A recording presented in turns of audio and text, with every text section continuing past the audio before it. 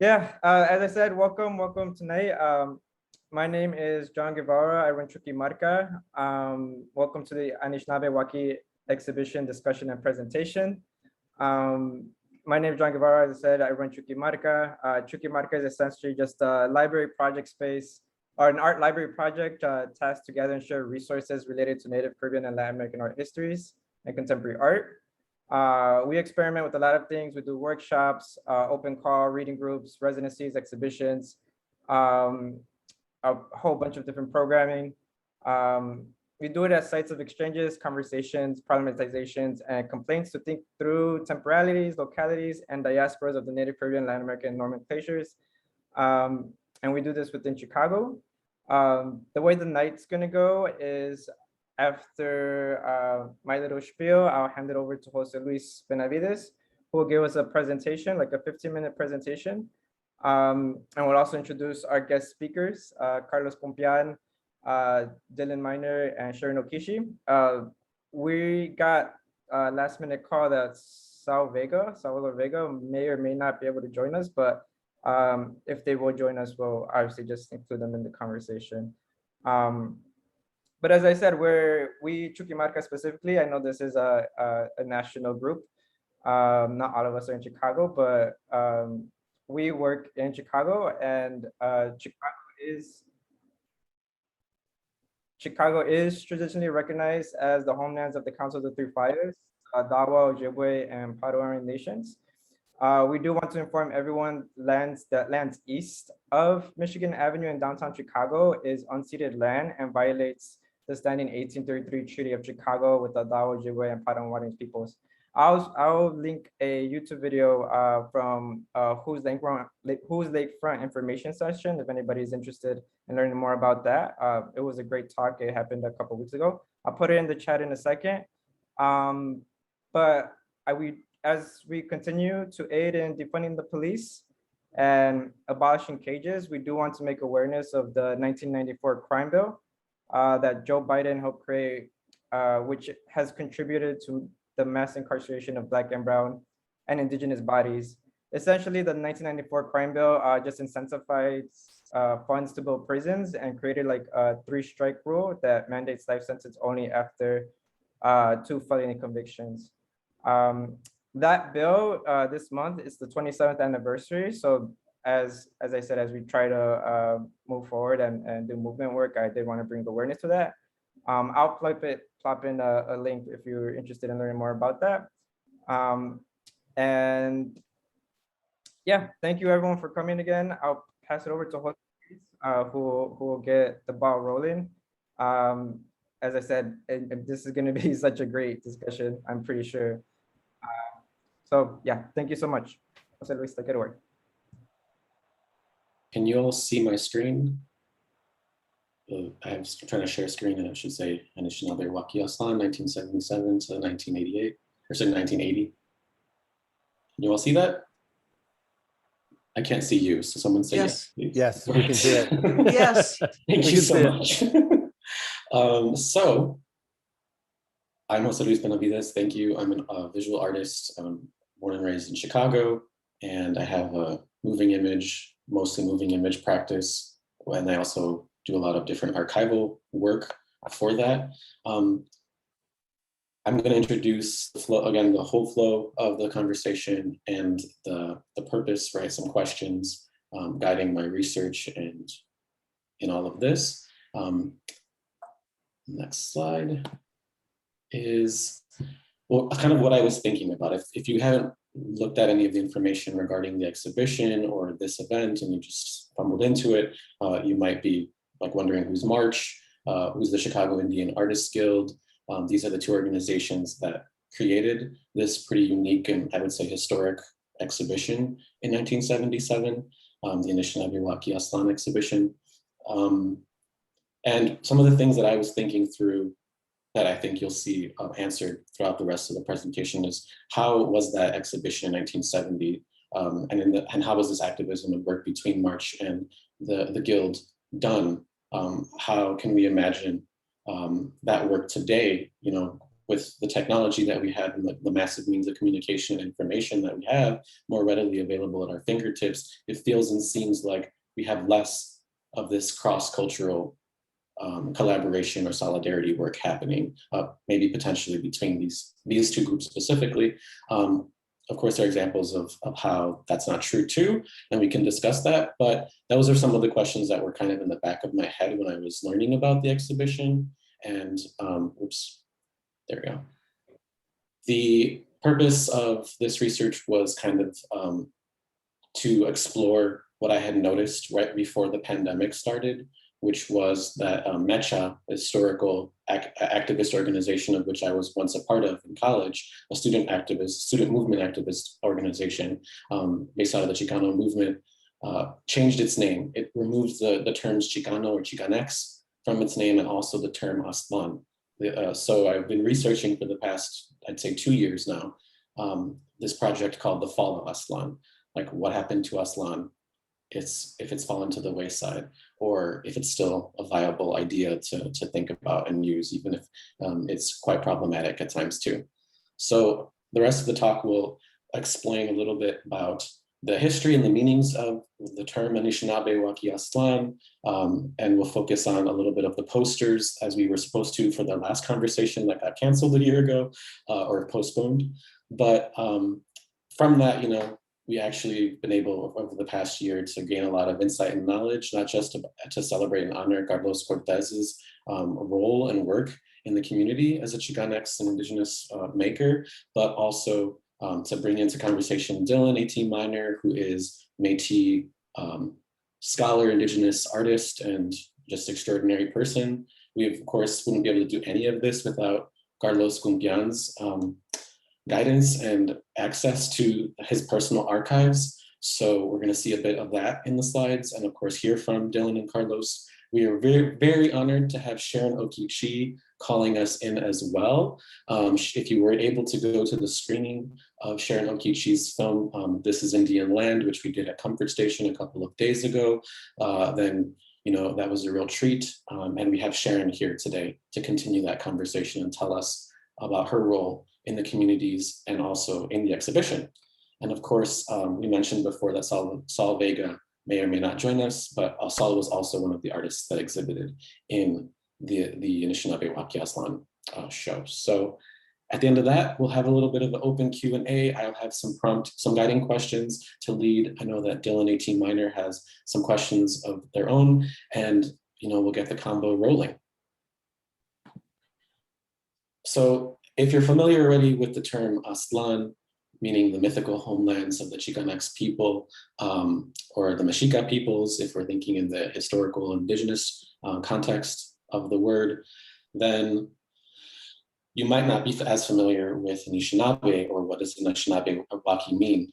We have, note here a little variance in spelling, translation, meanings, but the overall kind of gist of what Anishinaabe Waki means, according to the Ojibwe People's Dictionary, is the Indian country, varying terms or ways to express that this is indigenous land, and in contrast to non-whites, or non-Indian people or others.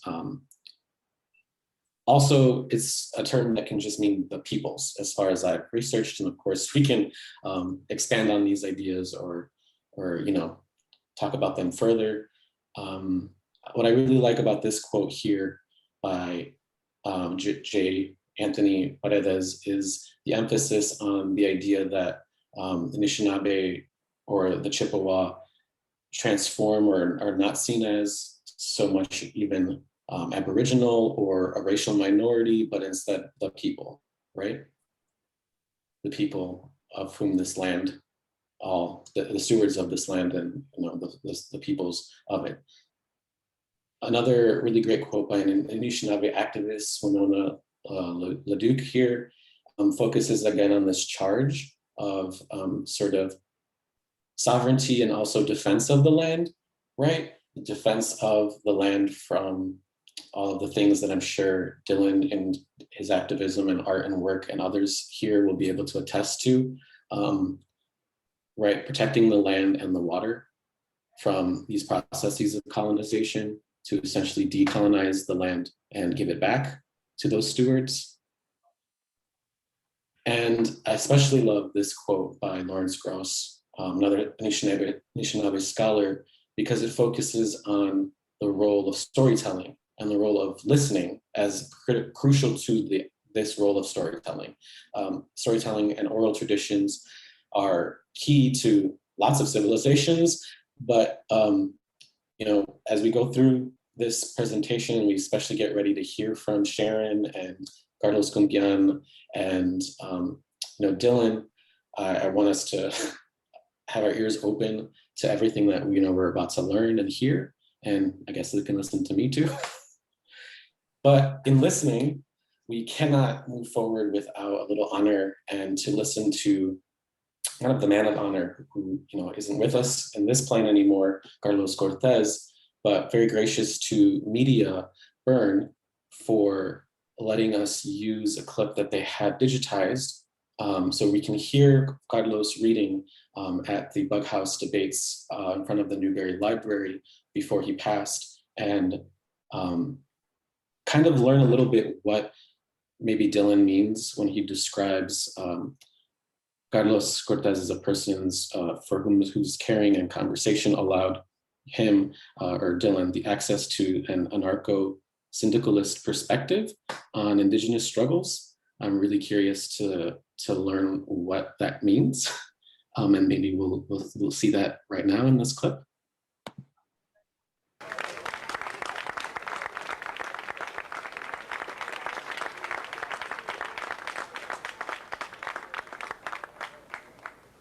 I'll finish off with a less long-winded May Day poem called Speranza, Italian dialect for Esperanza or hope.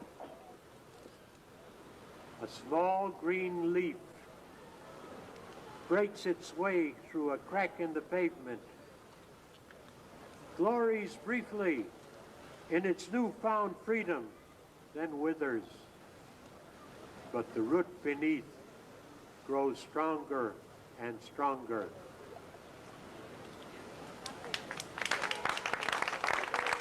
If you like this poetry, there are books available at the care table. But remember, this is not just a one-day-a-year commemoration. In our world today, we need to be more alert.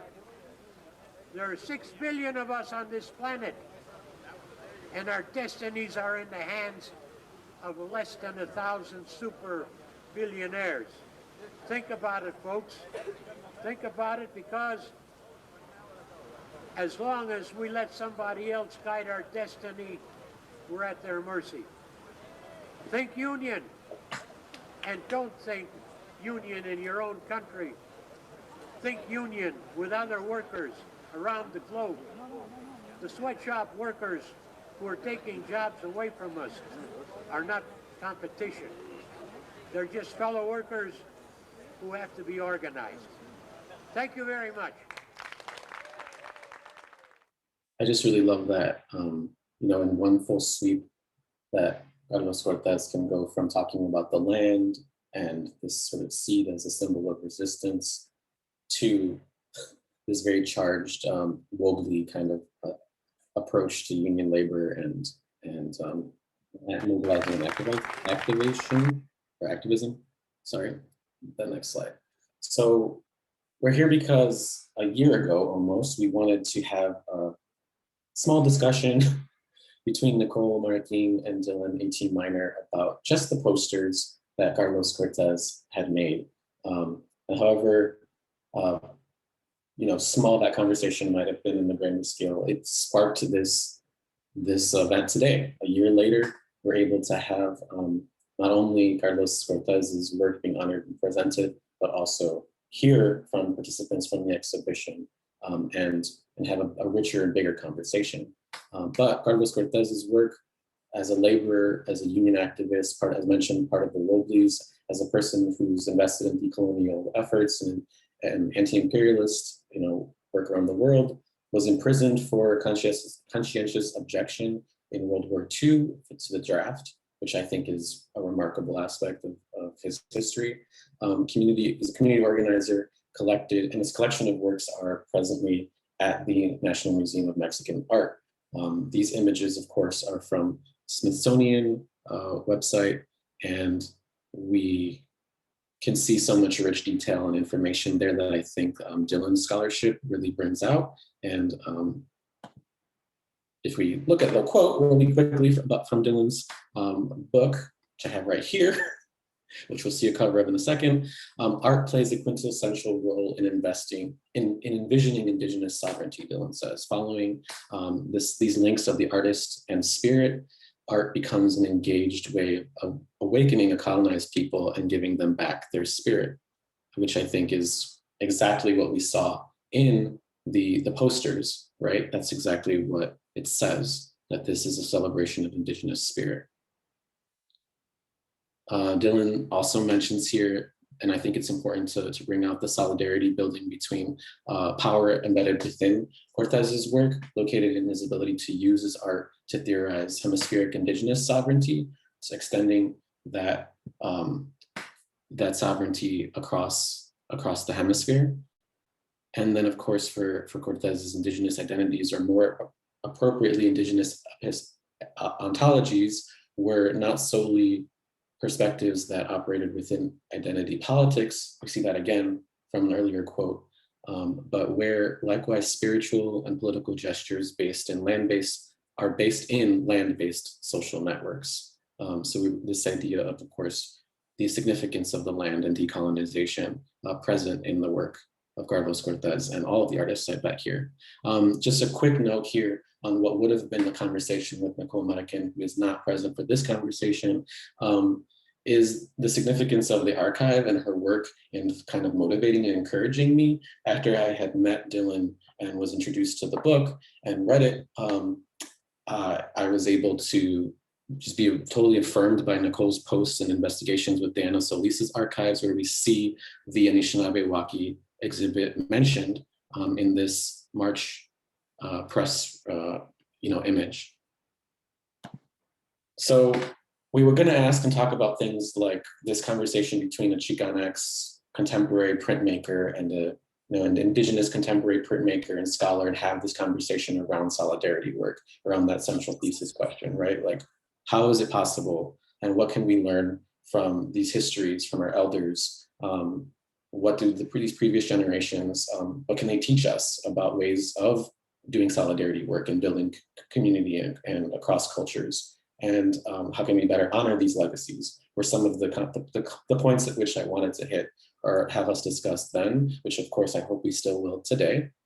But speaking of our elders, of course, I mentioned already, and none of this could be possible without Carlos Cumpián giving us access to the personal archives and wealth of information and links to some of the artists present in this conversation. Carlos Cumpián here is a renowned Chicano poet, professor, obviously a member of March, and helped organize and lead the exhibition, helped title it, install the work, promote it, write press releases, did everything, right? And that's no surprise then that Carlos has the entire archive for the exhibition.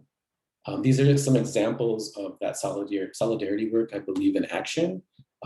These are just a few of the titles, and we'll see some overlaps in the presentation to come with Indigenous poets and artists featured alongside Chicanx poets and artists. And this is kind of singular. It's not something that I think that we could or should gloss over. The idea here that it's probably true that not many other folks were giving space or working closely with the Indigenous community and making the effort to publish work. So this is a tremendous whole other treasure trove of information for maybe some historians or artists or researchers out there to dive into. Like, I fully encourage that.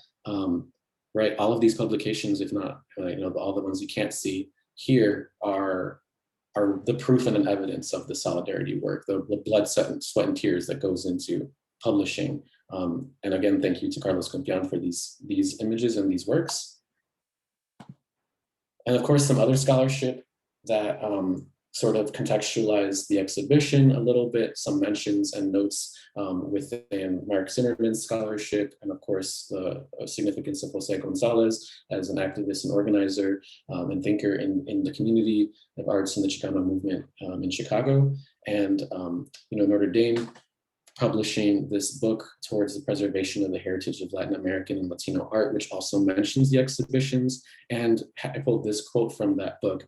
March also kind of categorizes March's activism and work as also identifying gaps that existed in art infrastructures that should fill in order to provide sustainability to ethnic specific organizations like themselves, including the pressing need for a permanent space for all Latino artists that would ideally include exhibition, galleries, conferences, and meeting areas, and a library and archive, which I think is really remarkable in terms of, I think, the legacy of Chuquimarca in this mix, right? Chuquimarca as a space that John introduced and provided this opportunity, right? To archive, to investigate the archives, but also to hold this meeting, hold this conversation with each other.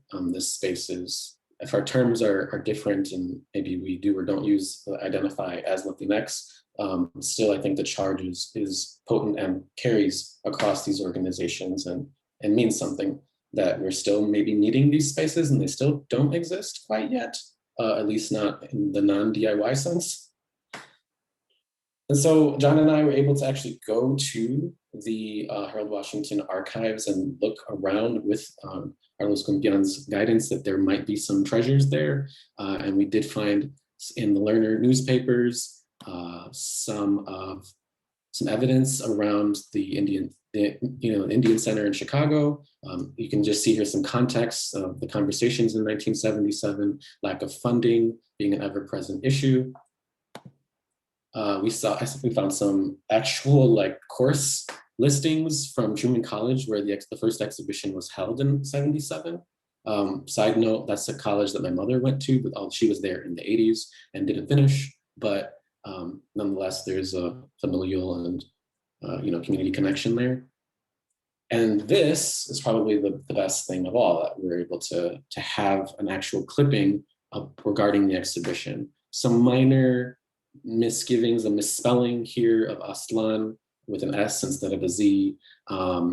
Another noted error, 35 American Indian and Chicano artists mentioned, but as you'll see, it's about 52 artists. They claim that there's 120 traditional and contemporary paintings, drawings, photographs, and watercolors and prints in the exhibition. So that's quite a bit of work between the Guild and March to exhibit and install. There were also talks, as we will see, and other events around the exhibition. To honor some of the artists that are mentioned, and from the clipping, another clipping that we found, an image of Ray Vasquez's work, and we have an image there from March as well of Ray Vasquez with the same work just behind him. So kind of amplifying our vision of what might have been in the exhibition. This beautiful hawk or falcon or eagle in the background here. And the biggest treasure of all, the actual exhibition brochure. And there's that question coming back at us again.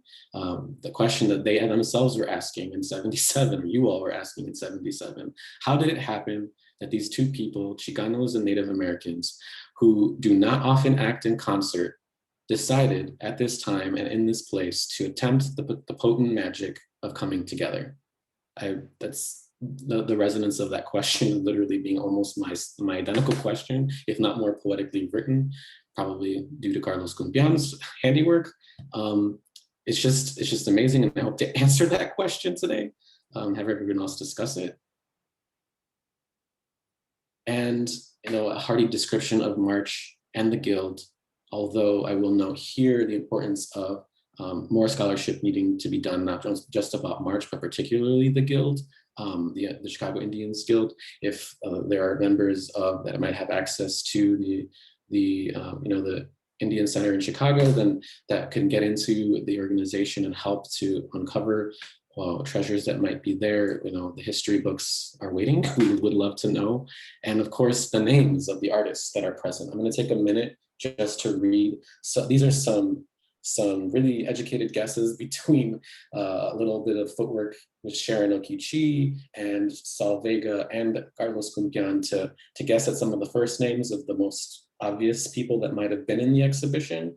But we have Jay Aguilar, Malu Albero, Marcus Yala, Geraldine Ben, Kay Bernal, Walter Brissett, A. Castillo, Mario Castillo, V. Chavez, C. Clark, Carlos Cortéz, Beatriz Cueva, Carlos Cumpián, P. Dean, Salvador Dominguez, Luis Durant, Guadalupe Falcon, Juanita Garcia, Alex Garza, Jose Gonzalez, Roger Gorman, D. Hunt, Juanita Jaramillo, A. Langley, J. Mencilla, Efrain Martinez, Francisco Mendoza, I think it's Francisco Mendoza, I can't read my handwriting, Vicente Mendoza, Mario Moreno, Sharon Okee-Chee, Benjamin or Benny Ordenez, Margarita Ortega, Ray Baltan, Hector Perez, Roberto Perez, Lynette Perry, Loniel Poco, Selima Rivera, Rina Rocha, Alejandro Romero, Frank Sanchez, Ken Cerritos, Robert Vargas, Ray Vasquez, Sal Vega, Francesca Veltri, Ramon Villarreal, Robin Whitespear, Lorraine Wick, and John L. Yazzie.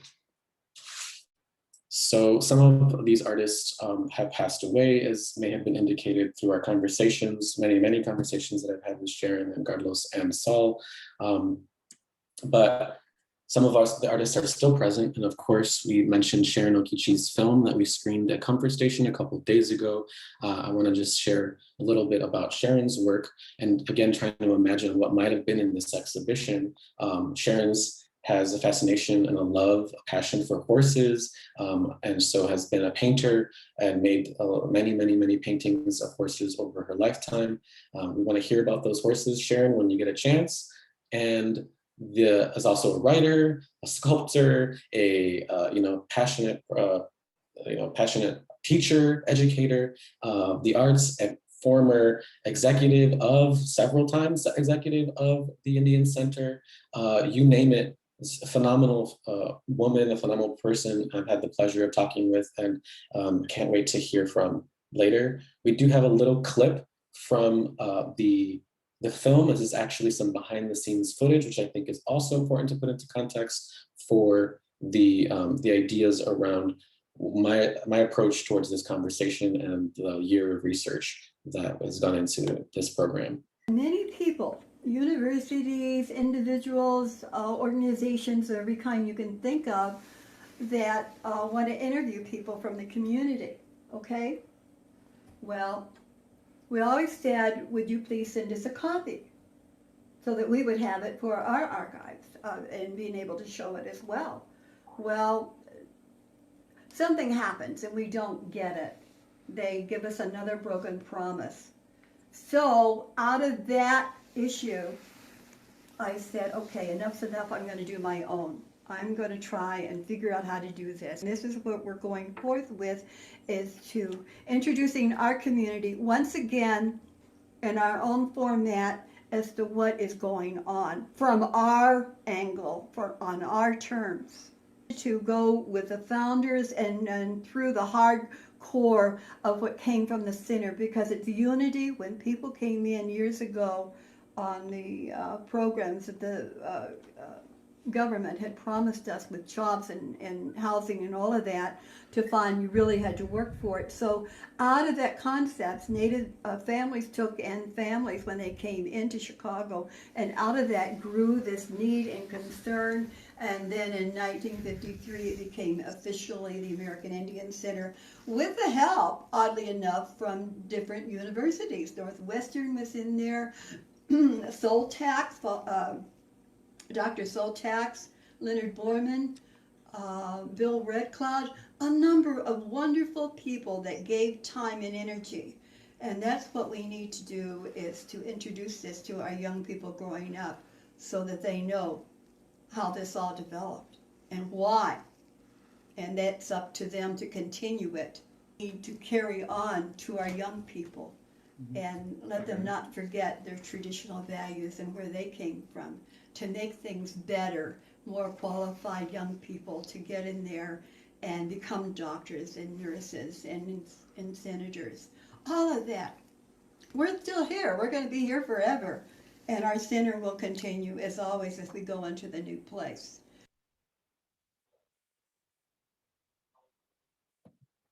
A little bit of the history and background to the center, and we can imagine then the Guild as Many an people, important organization in the center. And Loniel Poco, another important artist and organizer, a boxer, a former boxer, a illustrator, and all around exceptional person who we tried to get in contact with, but I wasn't able to find a contact for. We see here again the works that March printed with Lonnie's work. He illustrated many other poets' works as well, you can see here. And there's Lonnie in a historical image, getting past the keys from one director to another. He was also director of the center. Sort of the back view of that from 1977. And Salvador Vega's work, who we can also imagine, his work is notably at the Mexican Museum, the National Museum of Mexican Art. We can see here one of the, it's in the permanent collection, but also some contemporary works here of Sal, who I wish was in the conversation today, working, today on this mural recently in Pilsen to restore a mural and around an activist and community member in the area. Sal, I met while he was making not this mural, but another mural in Chicago, not the one that you even saw before, but another, and is constantly working. This is an artist who is living and breathing their art, and I've had some really lovely conversations about the exhibition as well. Just want to honor really quickly some folks who are mentioned in the brochure, like Dr. John Hobgood, who was a professor emeritus of Chicago State University, who taught there for 40 years in the Department of Anthropology and Sociology, passed away.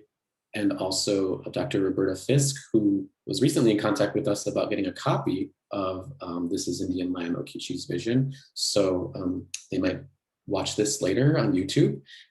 And of course, they have a lot of resources and information regarding their many years of recorded conversations and notes and meeting, agendas and things from the center while they were working there in, I think, the 70s as well. So there's a lot of information on the Library of Congress's website regarding interviews with everyone mentioned.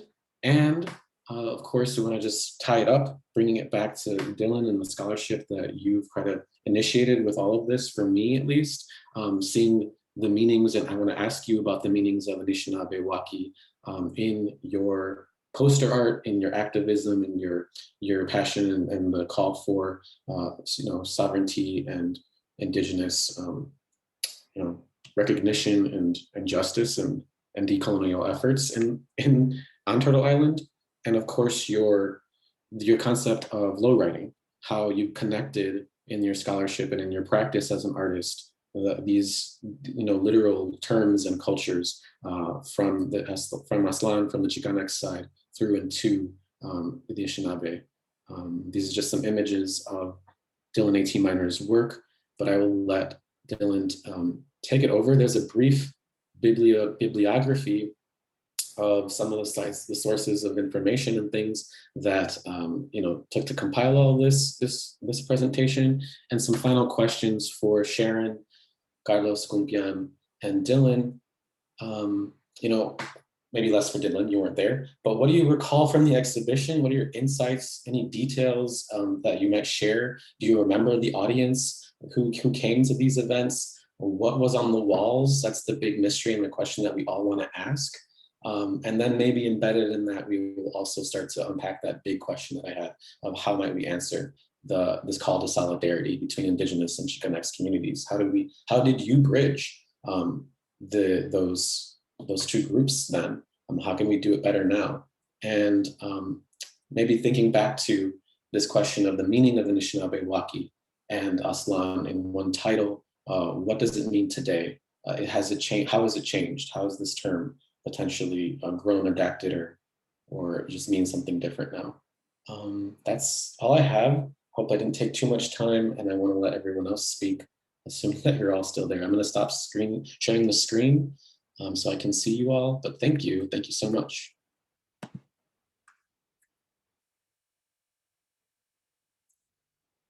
Mm-hmm.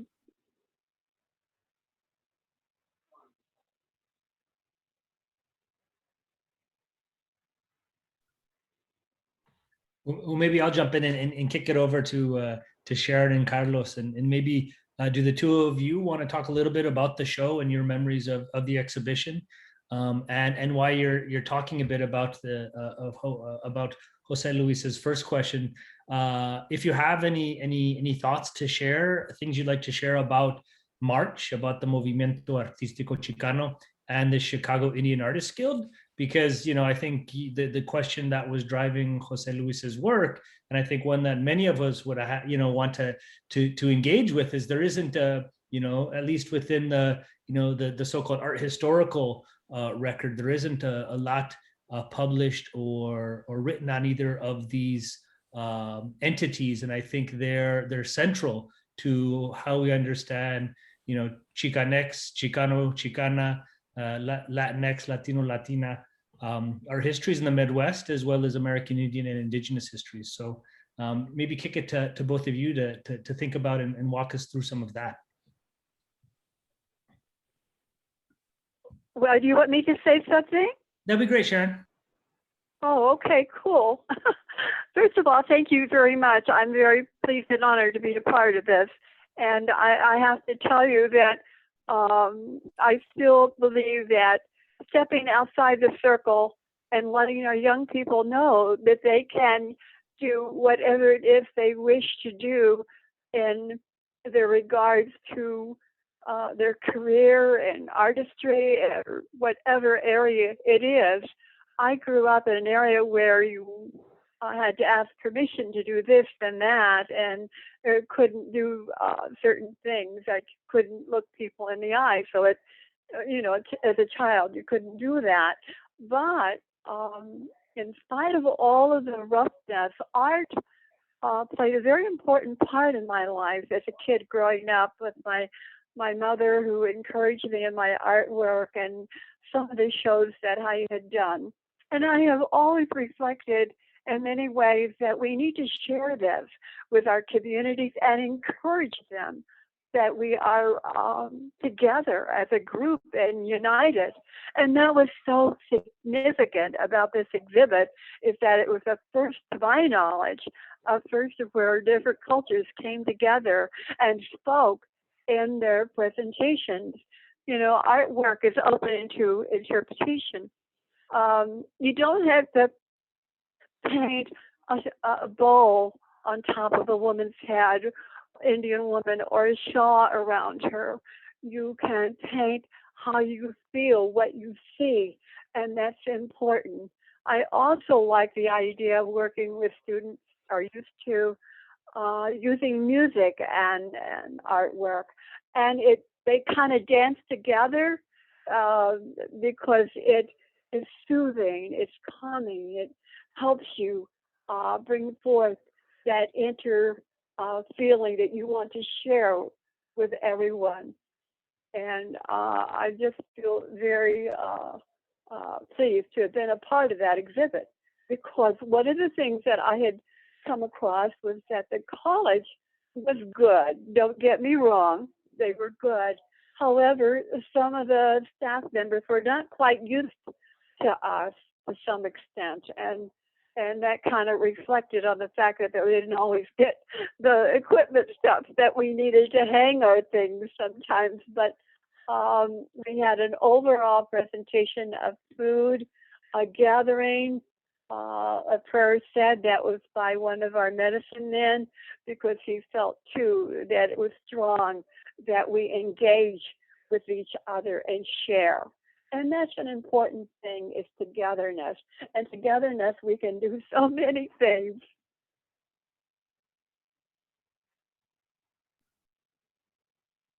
Hello? Thanks, Sharon. Hello? Yep, we're still here. Yeah, we're just Yeah. listening. Oh, You want to add what anything happened? else? No. Can you hear us? Yep. All right, Sharon, that was excellent. Well, thank you. I appreciate that. Okay. Thank you. You brought back a lot of memories just listening to you talk.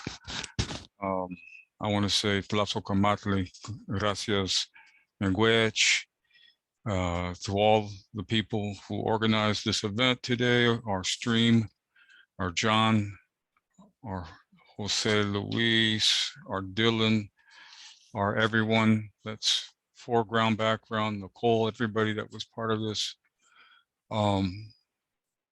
So I joined Movimiento Artístico Chicano in 1976. I was brought to the organization by Carlos Cortéz, who was my neighbor. We lived in the same building right behind, we lived at Clifton and Belden near what is the campus of DePaul University, and rents were extremely affordable. Yeah, we got to talking, and Carlos brought me into the organization. Not only did he want me to understand, because I was an artist, he knew I expressed my interest in art, but he also wanted to be sure that as a proletariat, meaning someone who's just going to sell his labor, because I really had no skills other than doing work, physical labor. He made sure I got to be part of the Industrial Workers of the World IWW union. And sure enough, we had a strike shortly thereafter against a group called Hip Products. But anyway. Yes. I remember his home where we all would gather there, and he would, they'd have food and we'd discuss our artwork. Okay, yeah, Sharon's, what she's making reference to, she's discussing or pointing out Carlos Cortéz later on, when he moved and we moved, everyone moved away from the Clifton Belden area. Carlos lived in the Lakeview area, and he had a wonderful place where many people would gather.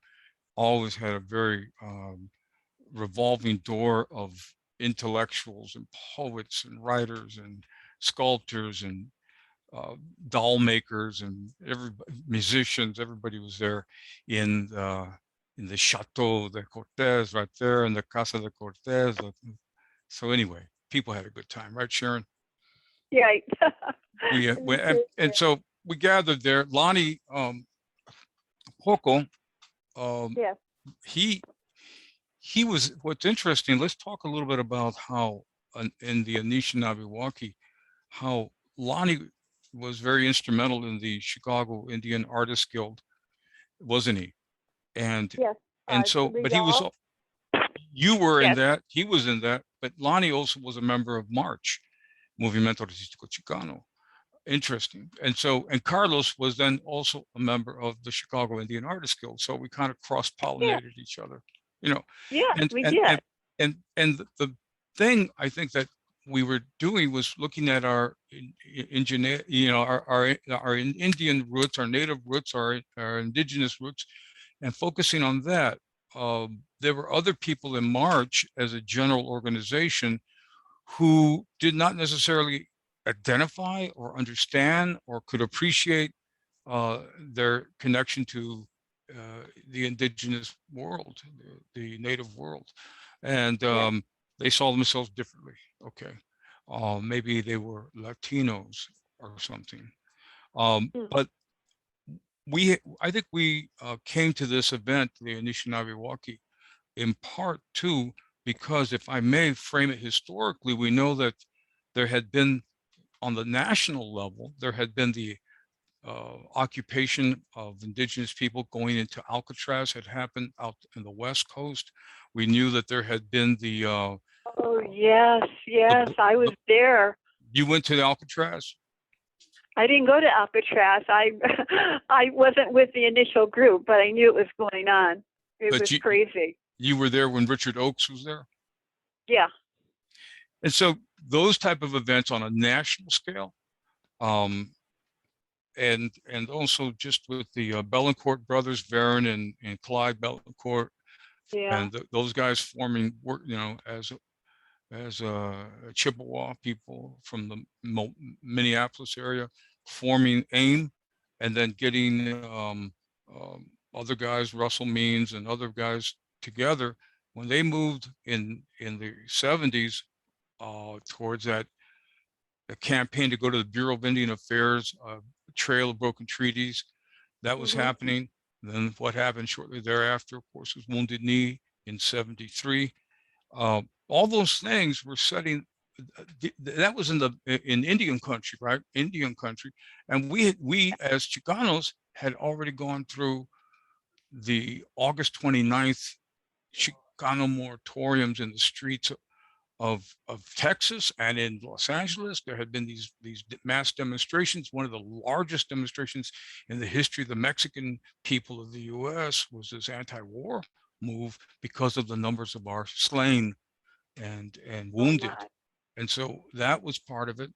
And all these things are a backdrop to our creativity. We're working there. Yes, sure. And so, yeah, when I'm talking about the occupation of Alcatraz, that really was after, of course, when the idea popped into people's heads, right? When they said, oh yeah, any federal land not being used goes back to who? And you know, Sharon, you were in Chicago when the Nike missile base. I was going to say that. And yes. Belmont Harbor, right? Yes, and what was Mike Chosa? It with Mike Chosa from the and so here in Chicago, American Indians, with some of the great picture of the grandma elder with a rifle pointing at a Chicago cop saying, "Hey, this is our land. You need to back up," right? Yes. And so you had these things happening, not just nationally, but also locally. There was that Indian village that happened outside the ball field when people were looking for places to live. Yeah. And they set up the teepee village. There's so many of these that are not, and I'm so pleased that you do remember these. I'm so pleased. Well, I was a young buck, and I was wandering around going, you know, what am I going to do with these great people doing all these things? And I was just doing what a lot of Chicanos did at Wounded Knee. We brought supplies. And so here in Chicago, I was bringing water and bringing gallons of water and bringing food because I was working in the grocery store business at that time as a laborer. But anyway. Yeah, that was some of the backdrop, but the creativity, you know, we were picking up both traditional and innovative things to come together, and as you know, some of us had real training, like Lonnie did, as an illustrator. And Jose Gonzalez as a designer and illustrator, and there were some of the guys, Efrain Martinez, Joe Yazzie. There was go ahead. Robin Lightspear. Yeah. You know, there's so many. Francesca Beltry. Francesca Beltry, remember her? Yes, indeed. So we had, I mean, people were using all kinds of medium. Photography, for me, it was like some of the first times I'd ever seen indigenous people using photography. I figured, yeah, we're going to be painting. There was some sculpture that was being done. Ramon Villarreal, who's still at age 73 on the south side of Chicago, still doing sculpture. You know, wooden sculpture, stone sculpture. Oh my. And so, yeah, there were all kinds of things gathered and took place in a confluence right there on Truman, at the campus of Truman College. It's a Yes. shame we didn't make a movie of it or something, recorded with video. Yes, it was very significant, and I'm pleased that this is going into the archives, and it's going to say to our young people, the gates are open, go for it, basically, and do the best you can, because you had people that helped open those gates. Well, we moved on these things. When we started to move, we had to come up with a name for this. We weren't even sure what to call it. But I asked, having known that the Chicanos were referring to themselves not as necessarily as Mexicans, because we weren't living in Mexico, and we were living, and a lot of us had spent time in the Southwest, or were born in the Southwest, whether it was California, Arizona, New Mexico, Texas, Colorado, Oklahoma. Oklahoma. I always call Dallas Southern Oklahoma, but anyway, yeah, all those places. And but the truth is, when we got to Chicago, we were creating our own spaces, and we had to. But I looked around and said, okay, well, who was here and what was their language and who were these people? I was asking that because I really didn't have the education. I was just asking the questions. And someone said, well, this is the people who lived here were speakers of Anishinaabe Moan. Oh, okay, what's that? Well, that's like a Potawatomi, that's a Chippewa, that's a this, that's a that. Oh, okay, well, I never really heard that language. So, but I started asking around, and sure enough, if you ask, and especially around the Indian Center, you'll meet people. And so then I said, how do you want to refer to this area? Well, what do you call land? They go like Waki, like, okay, space, land. And the people is Anishinaabe. All right, so we're going to do this exhibit. We're going to put that together, Anišinabe Waki-Aztlán, and that was the thought behind it. Wow. Professor Zimmerman interviewed Jose Gonzalez, and Jose wasn't. I don't think he was privy to how we came up with that name, but he just accepted it because Carlos put it on a poster and said, hey, we're ready to go. Well, that's cool. It's just one last thing I don't have to worry about. But if you read his... Thank you. I've always wondered how that name developed because I don't remember. Yeah, well, that's how I basically asked the question and then we coined it, and that's how it happened. Oh, okay. So that's how we came up with that. Well, Carlos and Lonnie and all of them at that era really spearheaded a lot of these things that we can do nowadays, and I miss them all. I think Lonnie's back in Oklahoma somewhere. Well, he left down to Oklahoma quite some time ago.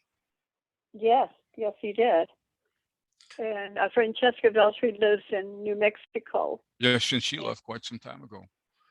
Yeah, all of them.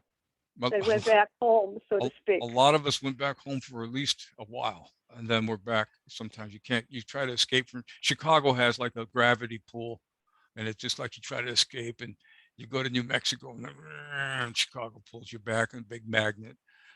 It's crazy, but there it is. Well, I think that Chicago is where things happen. Yeah.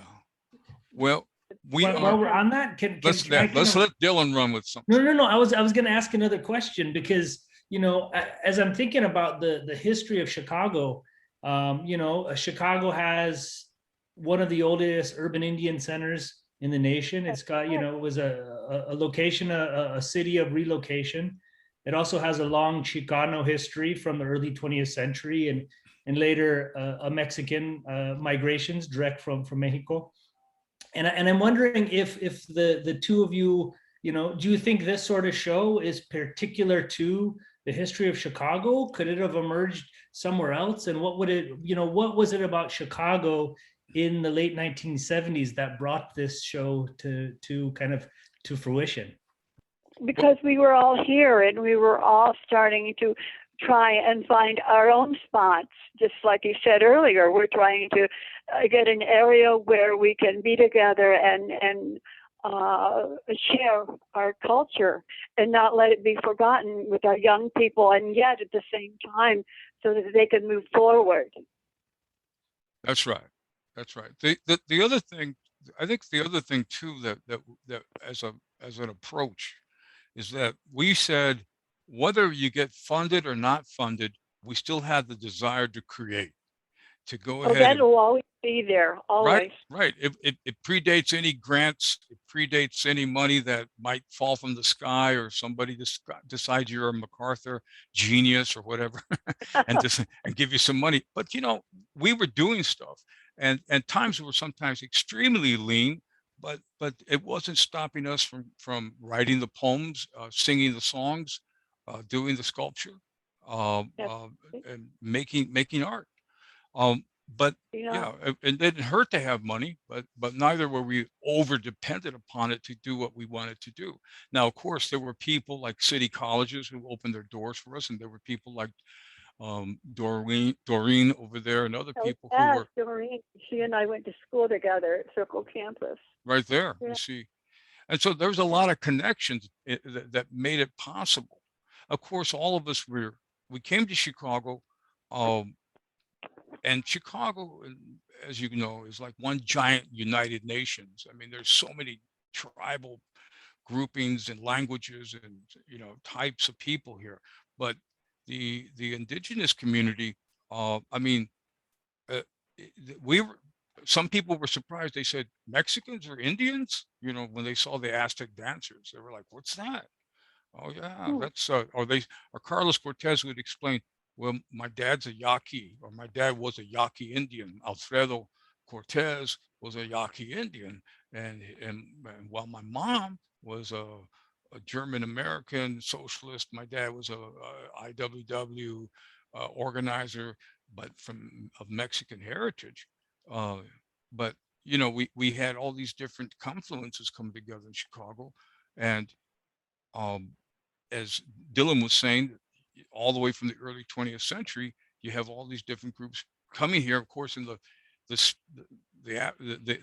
attitude of the government in relocating indigenous people from the recognized Bureau of Indian Affairs, tribal recognized groups, moving them to Chicago, during the 50s especially,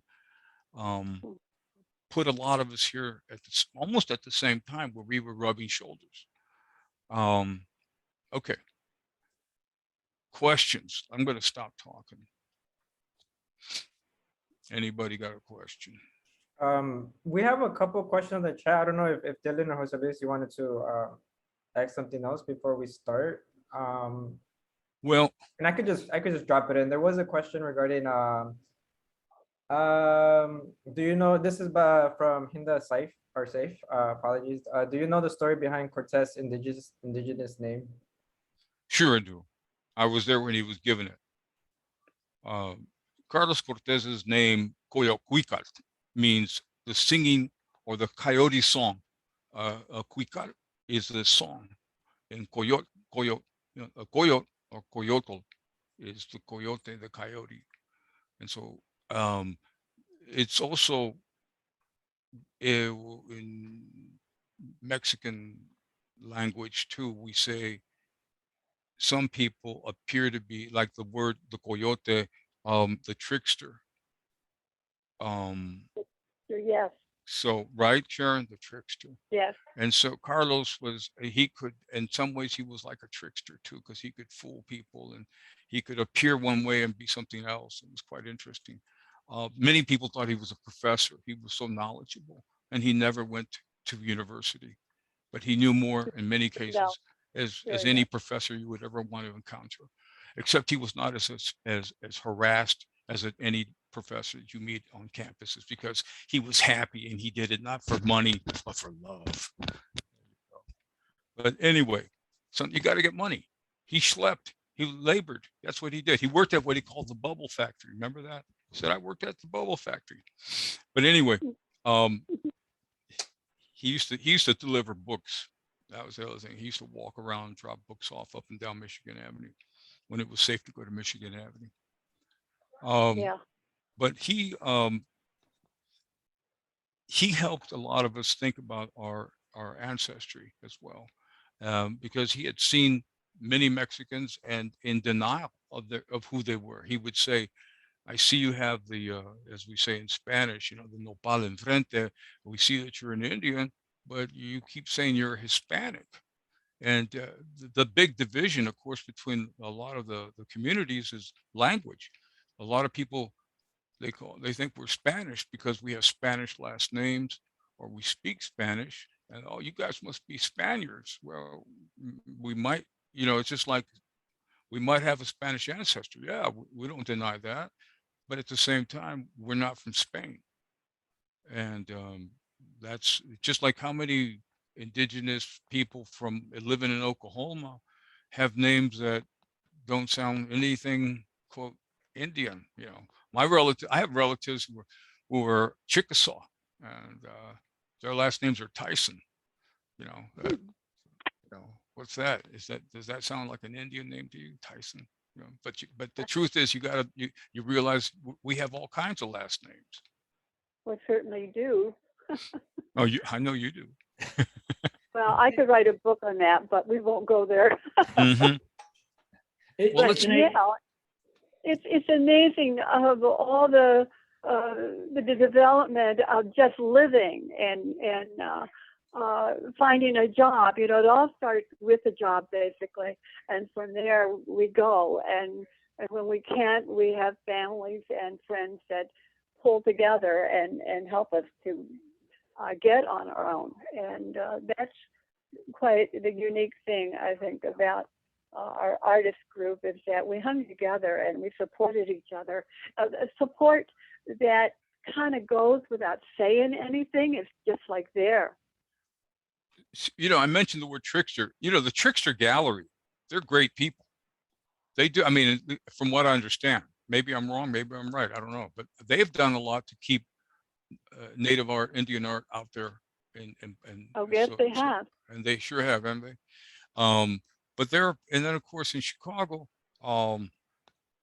if someone, whether they consider themselves a Bureau of Indian Affairs recognized, you know, Indian, and if they wanted to approach the gallery, I'm sure at the National Museum of Mexican Art, and they said, I want to put something in there for the Day of the Dead, I'm sure they would welcome that.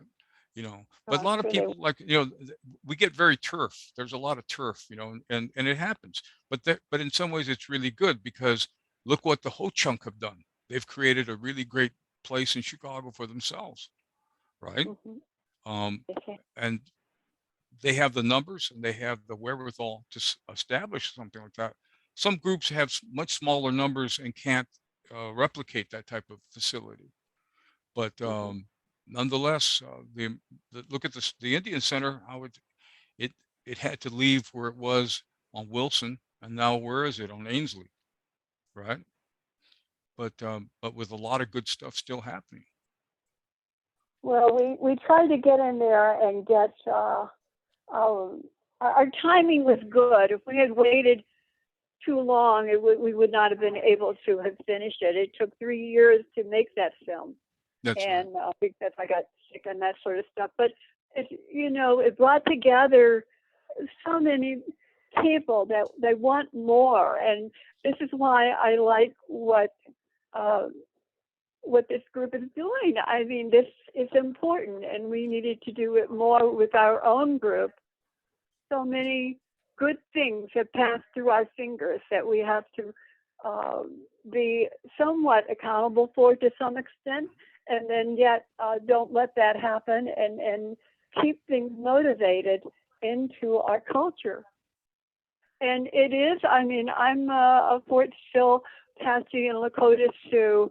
I was not raised with any of my tribe. I have no language or no dance. I have only memories and what I've learned from other orphans when I was an orphan and was finally adopted. But it took a while for me to gather that I was Native American and not to be ashamed of it.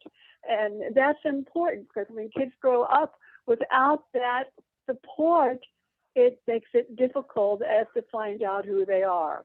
And That's I right. think this is why this is so significant. Absolutely. I mean, Absolutely. Thank you, Sharon. That's really a potent statement.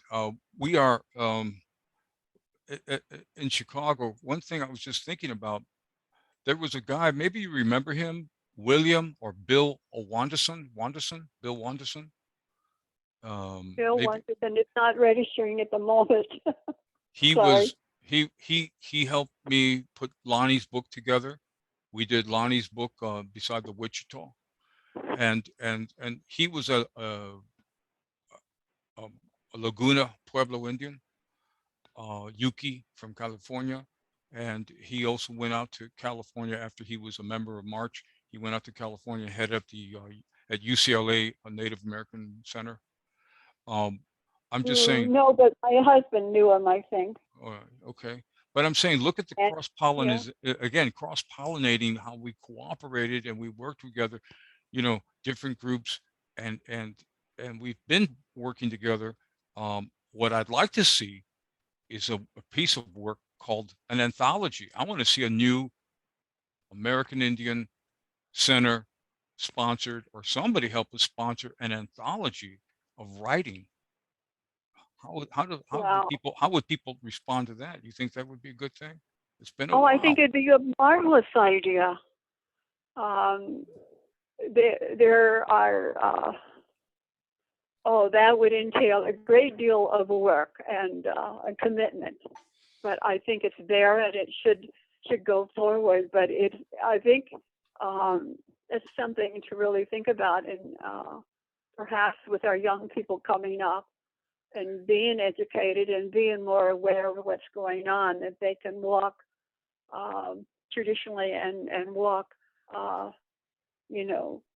So American, so to speak, that they can bring it back to some extent, and keep it from going to the side. It happens. It happens to various groups, and that's rather sad. It's just a support. We need the support, and I think this idea would be a very strong one. thank you, Sharon. I want to ask you, when did you when did you get the idea to do the video that you've come out with? Well, I got angry. It is true. When I was director or when I was working at the center over a period of years, people would come from universities, from various educational groups, and say, well, we can't afford to pay you, but we'll make sure you get a copy, or, all of that. Right. And I think one out of the hundreds that did that was one or two. And when it came to being that we were going to lose things, I kept encouraging our young people to do this, and unfortunately funding wasn't there. And I met David and Nancy Bechtel, and with them we pulled together a crew and we did it. And I have just nothing but admiration for them that they believed in me, and it got done. And I'm just saying to other young people, our adults, go for it. You can do it too. And they certainly can, and they have great technology, greater technology in many ways than what we had at our disposal. For sure. I mean, think of how simple. Boy, if we had it back then, it would have been something. We had very simple tech, but the main lesson having talked to many artists, the main lesson is we have to document our work. That's crucial. That means putting the date, the actual date, the year, where, when, where, who, what, when, where, and why, all the basics. All right. I know that Dylan's done great things in terms of documenting his materials. Dylan, that exhibit that you had with the bikes, where was that scene? In Michigan? The one you saw kind of in the photo was in Windsor, but I've had an ongoing project called Anišinabe Waki-Aztlán Native Kids Ride Bikes that I've done a number of times in different places, working primarily with urban Native youth. So yeah, but I wanted to I wanted to go, if I can jump in for a second. I think I have a little bit of a response, and going back to the participant's question about Carlos's name, and I think Carlos Cumpián was there and knows that story, and I've also read Carlos Cortéz talk about the kind of the gifting of that name. And part of that gifting was also, him recalling or remembered being in prison while, for being a conscientious objector. I think he was imprisoned in rural Wisconsin. And when he was imprisoned, he would hear the coyotes in the distance. So he was imprisoned in Sandstone, Minnesota. Minnesota, that's right. And the ceremony, a group called the Capulicacalco from Mexico, a guy named Tlacaele gave Carlos that name. And I was there for the ceremony, and he bestowed that name. And though Carlos may have given a footnote saying, yeah, he remembers that coyote howling in the distance, the real thing is that they said, they created the name for him and smudged him, and he took the name. But I think he remembered how appropriate that name was for the coyote that he used to hear in that song. But if he was imprisoned, he was imprisoned with the muse. His wife used to say, Mariana used to say to me many years before Carlos passed, when they were back in the 1990s, she'd say, Carlos, I'm a widow. I said, what? She says, yeah, I'm a widow. I go, why? What are you talking about? She says, I think my husband died and went off with the muse. I said, what? She said, I feel like a widow because he's always with the poetic muse or the artistic muse, and I'm not with him. He's out there at the studios and the galleries, and he's running around doing these great things. But it was funny how much energy he put out. Any spare moment he had, he was creating art or investigating art. Either it was music or video, documentaries, or talking to people, just writing stuff down. He walked around with a big pad of paper and always just taking notes about different things that he encountered. It was really quite interesting. One of the things that, sorry, Jose Luis. One of the things I love about this conversation is seeing all the connections and all the kinships and all the relations in the stories that come up between Carlos and Sharon, and even in the work we do. And when you were talking about being in the archive and spending doing that work, just 2 weeks ago, I opened a show here of all old prints from the IWW, from the Wobblies. And I came to reprint those. A friend of a friend basically told me of a labor historian who had all of these early 20th century, many hundred old IWW block prints from the original blocks, which my guess were at Charles. We're in the we're in Charles H. Kerr Press, and then kind of somehow went. And so literally I was over a couple of summers, reprinting these old early 20th century blocks, which included some of Carlos's, which included unnamed Wobblies from the 20th century, which I haven't seen at other places. And in a similar way, a few years ago, I was lent a number of prints from the daughter of Walt Brissett or Walt Brissett-Ba to reprint those. And they're his 13 moon calendar, Anishinaabe moon calendar, to reprint. And so I just, just the way that, the intersections and the kinships and the relationships all connected in these stories, I think are beautiful.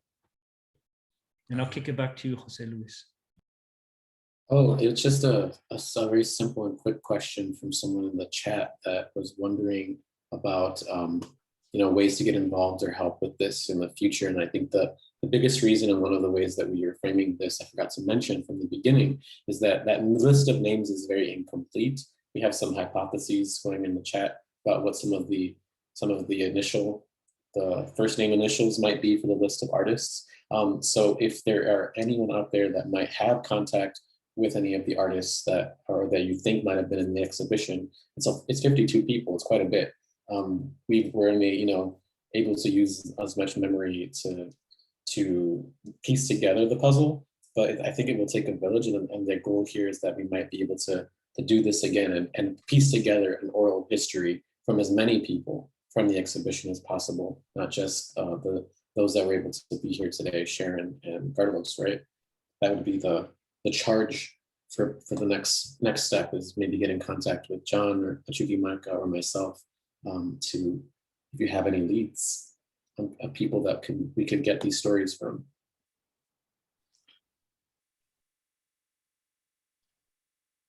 It wouldn't be complete, by the way, if I didn't mention a couple of things.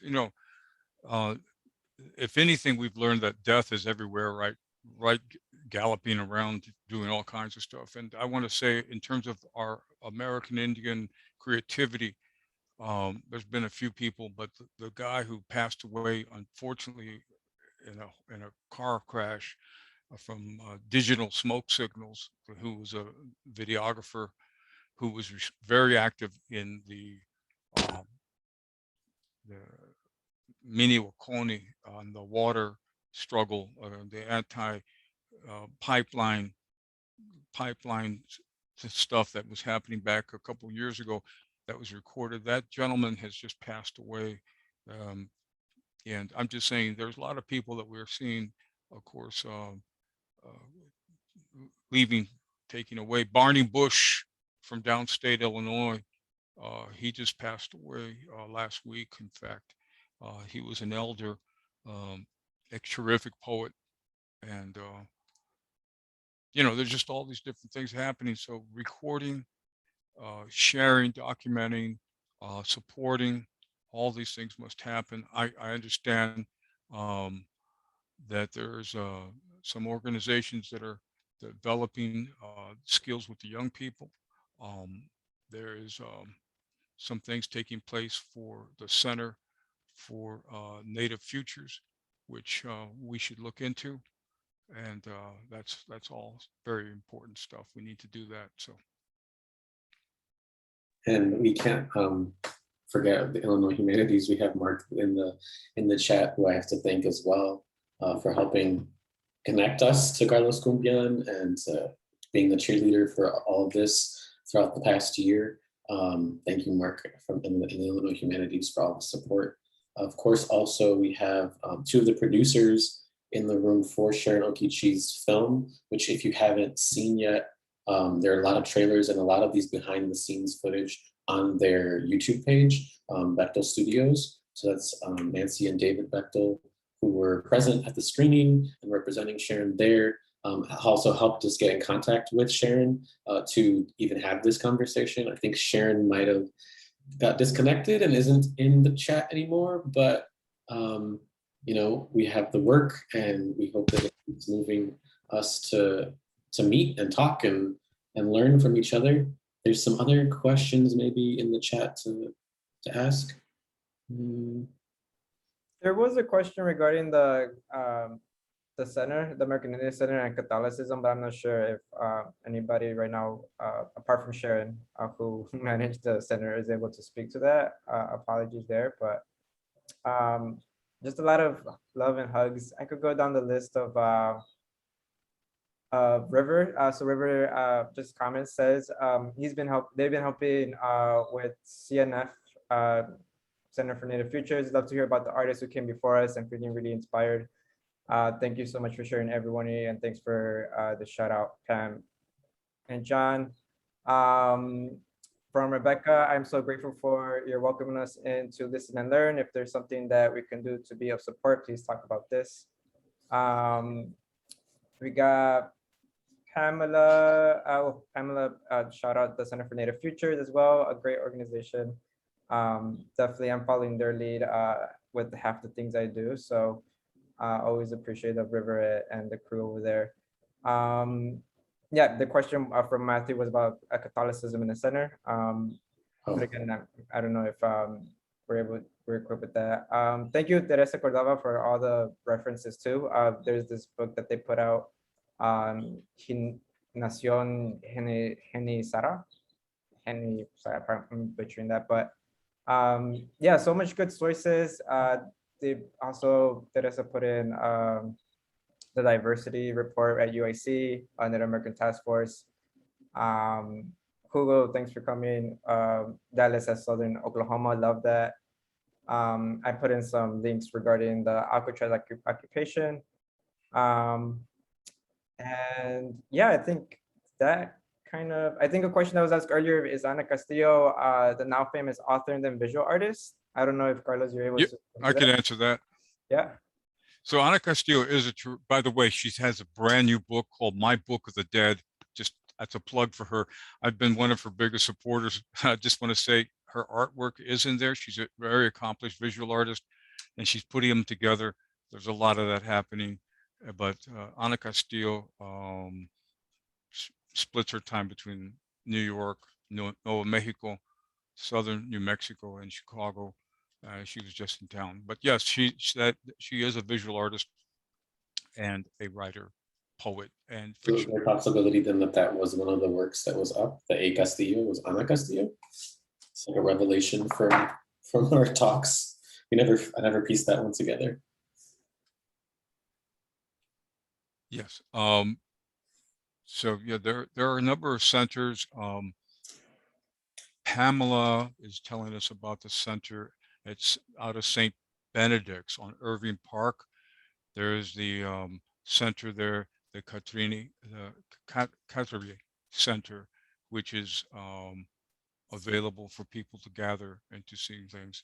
Was the R. Gorman, the famous R.C. Gorman? Yes, we had a work from R.C. Gorman there. Someone's asking about that. Yeah, we had some of his work as well. Like I said, there were people who wanted to be part of our show. We only had so many pieces of wall space to do things, but one of the things I must tell you, it wasn't just a visual art show. There was theatrical productions by American Indians. There were lectures. There were discussions by professors, scholars. You know, so it wasn't just, hey, you know, let's eat some fry bread or some tacos and just, you know, look at the artwork. No, it was like, we were trying to put this at a level where we would stimulate some real discussion and some serious investigation. And that was going on. Again, I don't have any documentation other than from the flyer, who and what days they appeared, but we don't have the proceedings, is what I'm saying, or video recording. Yeah, that was one of the things that I was going to mention. I'm sad that we didn't have Sal here today to talk with us too, but he was going to help maybe get in contact with one of the friends that he has who's a photographer, and it's possible, you know, it's just a dream that we all might hold on to see some of the work from the exhibition. But Sal has mentioned he had a friend who may have photographed the exhibition because he was a photographer and around in that time and photographed everything. So it's like maybe in their archive, but we haven't tracked them down either. Well, some of the you know, unfortunately, we didn't have Salvador Vega with us tonight, but Sal is still doing terrific work as a visual artist, a muralist, still drawing upon, you know, the ancient and the modern, and bringing it together in a dynamic way. There are other artists, many of them from the show. I think Jose Luis, you could go through that and list off all the people I told you that have passed on: Margarita Ortega, Benny Ordonez, the brothers Mendoza, Vicente, Francisco. I mean, we can go down the list of all the people that died. There's so many people that are gone. And again, it was 1977, damas y caballeros, ladies and gentlemen. It was a long time ago. So, you know, for some of us, you know, yeah, that was a while back, but we are still here and we're not going away without having some fun and making some art. And gee, I just want to thank you again, Jose and Dylan and John and Mark and everybody else who got behind us to push it. Again, some people wanted to know who was at Truman College that helped make it. I think, again, Doreen Weesey was a significant person in making it happen too. And talking to the administration, smoothing things out, let's say, you know, promising them that we wouldn't take anything home, but we didn't, except a head full of vision. Yeah. We are running up at the 8:30 mark. There is this one last question, maybe to end it with this. I don't know unless Dylan and Jose Luis has some other questions or comments. But the last question, how does one deal with grieving and absence of documentation? What are ways? Which is a very philosophical and theoretical question that I'm just like, it's definitely important in my practice. But I guess any final thoughts on that, or the archive, the documentation? I think if I can bring it back to the idea of oral tradition and oral history, right? Someone else was commenting on how appreciative they are to have had people from the movement here to tell us, from the Chicanx movement and indigenous movements to talk about their experiences, right? That was the goal here. It's an Activate History micro grant from Illinois Humanities that funded this, which is exactly this. In the wake of, or the idea of the lack of an archive for our communities, we have to do these events. We have to talk to each other to get the archive from outside of literally sometimes the basement in Carlos Cumpián's case, or in just the memories and talking, right? That's what we can do. That's all we can do, I think, in some cases, which is not bad, pretty good. Okay. Are we coming up to the wrap up? Yeah, I think so. Thank you everyone for coming through. Thank you, Carlos. Unfortunately, Sharon did leave early, but thank you everybody for coming through. I really appreciate the space and time to start just delving into what this exhibition was with the artist and what we still try to do today. So thank you so much, everybody. Hope everyone has a good night. I'll stop recording right now, and then everyone is just free to leave. Thank you so much. Stop.